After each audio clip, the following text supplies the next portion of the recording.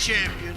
I'm going to be America's champion. It's clear that Donald Trump doesn't believe we are stronger together. We will not allow Donald Trump to become president of the United States. To all of those Bernie Sanders voters who have been left out in the cold by a rigged system of superdelegates, we welcome you with open arms. I'm going to take a moment later tonight and the days ahead to fully absorb the history we've made here. Next Tuesday, we continue the fight in the last primary in Washington, D.C. A lot of emotion there. Hillary Clinton claiming victory as the first female presidential nominee in American history, while making the case to Sanders to let her take on Trump, please. It's over in the fight for the White House. So let's bring in our political panel to do some incident analysis. Mark Esch is here, former advisor to the city of Detroit. Hogan Gidley is here, a former Huckabee communications advisor, among many other things.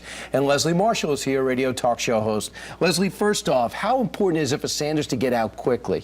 I think it's very important because Trump has momentum going into November that the Democrats and Hillary need, and he knows this, but he's all about this revolution. And if he is going to embrace Hillary, which I believe he will, unfortunately, I think he's going to wait until the end of July to do that, then you're losing time.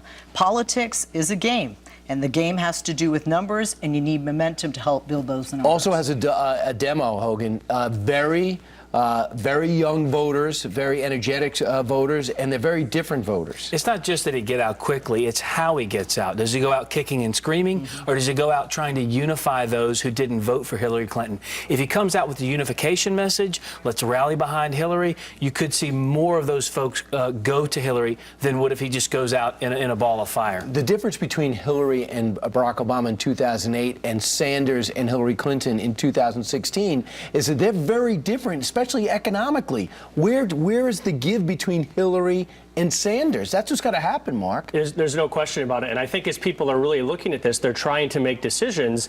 You know, as you get into the Trump versus Clinton conversation here, is am I going to go with someone who has spent the last 40 years working in government? You know, people poll and say that's the biggest problem facing America is government itself, or am I going to go with someone who's actually outside that space and has not spent time there? Part of the reason why Hillary has done so well, why Sanders does so well against Donald Trump, because no one's really going after Sanders, because they said, well, we're not going to really waste our attack ads on him. Let's see what kind of trouble he could cause Hillary, and he did cause a lot. Now, as we switch to Donald Trump, he's making it clear he's going after Hillary. In a formal speech, he says he's going to lay it out on prompter, probably again, Leslie. So here's a little of what Donald Trump said yesterday.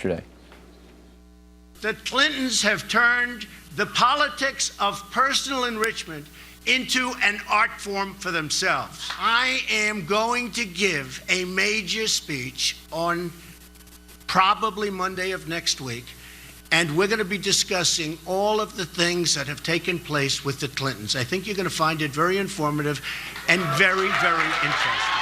Important to start off that way? Is that a good move? Well, it's a good move in a sense for him to attack his opponent, which is Hillary Clinton, not the Clintons. Bill Clinton was president. He is not running. And for some reason, Donald Trump and his supporters seem to not be able to grasp that. When you look at the speech last night, and he did a very good speech with that prompter. He needs that prompter. People call it boring when he's actually scripted. Well, he sounds more presidential. He stays more on point. And you really do need to attack your opponent at this point in the game and not be talking about a judge and ethnicities. Right. The problem is when you look at the tracking, as we heard earlier here on the program, when he does those types of attacks and personal attacks on her, he doesn't do so well. And I don't think that's going to resonate with the November type voter versus primary voter in independence. Right, but nobody rallies Republicans like the Clintons. If he goes on a surgical attack on her and takes her piece by piece, it's going to be really good for him because the cake is baked on Hillary. People don't like her. She's untrustworthy. And the beauty of that attack is Republicans aren't the ones who levied it. It's Bernie Sanders saying she's the head of corruption. This entire campaign is not about Democrat, Republican. It's about establishment and corruption versus the people and how they've been the ones kicked in the face. And who would be the better president by looking at the last job they had? One says, look at my company, I'm pretty proud of it. The other says, look, I was Secretary of State. Are you proud of it? That's where he wants to take her apart. Mark, in your book, In Saving America, you talk about the way government should run efficiently. How effective would it be for him to disseminate what she didn't accomplish and did accomplish as Secretary of State? Look, you've got polls. Each of the the last 2 years that says that the #1 problem facing America is government itself. And so can you hire someone who spent 40 years working in that space or someone who's outside of that space? If you're going to open a new restaurant, you probably don't want somebody that serves lousy food, but at least it costs too much. And if you run down the list and you say Iran, how did that work? If you run down the list, say a Russian reset, how did that work? If you want to say Syria, 400,000 dead, how did that work? What about the JV team? How did that work? Now is ISIS. Then Donald Trump all of a sudden doesn't have to talk Lewinsky. He could talk last 4 years. If government is the biggest problem we face, do we really want someone who's actually worked to create that government over the last 40 years? Right. She's the embodiment of that government, a government that doesn't work for the people. If he stays to that line of attack, he'll do really well. It's going to be interesting. I don't think we're going to be able to take our eyes off it. And leading up to the convention, I don't think there'll be a dead period. Thanks so much for joining us. Appreciate it. Thank you for having us. Mark, good with your book.